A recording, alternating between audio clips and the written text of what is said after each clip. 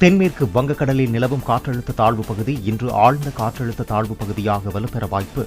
அடுத்த 2 தினங்களில் மேற்கு வடமேற்கு திசையில் தமிழக கடலோரப் பகுதிகளை நோக்கி நகரக்கூடும் என வானிலை மையம் கணிப்பு.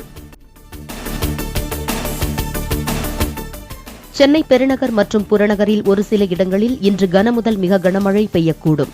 சென்னையில் வானம் பொதுவாக மேகமூட்டத்துடன் காணப்படும் என வானிலை மையம் எச்சரிக்கை. சென்னை மட்டுமின்றி அதன் அண்டை மாவட்டங்களான செங்கல்பட்டு, திருவள்ளூர், காஞ்சிபுரம் மாவட்டங்களில் இன்று ஓரிரு இடங்களில் கனமுதல் மிக கனமழை பெய்யக்கூடும். விழுப்புரம், கடலூர் மாவட்டங்களில் ஓரிரு இடங்களில் மற்றும் புதுவையில் கனமழையும் பெய்ய வாய்ப்பிருப்பதாக வானிலை மையம் தகவல். வட தமிழக கடலோரப் பகுதிகளில் அவ்வப்போது மணிக்கு 35 முதல் 45 கிலோமீட்டர் வேகத்தில் தரைக்காற்று வீசக்கூடும். புதுச்சேரி மற்றும் காரைக்காலிலும் தரைக்காற்று வீச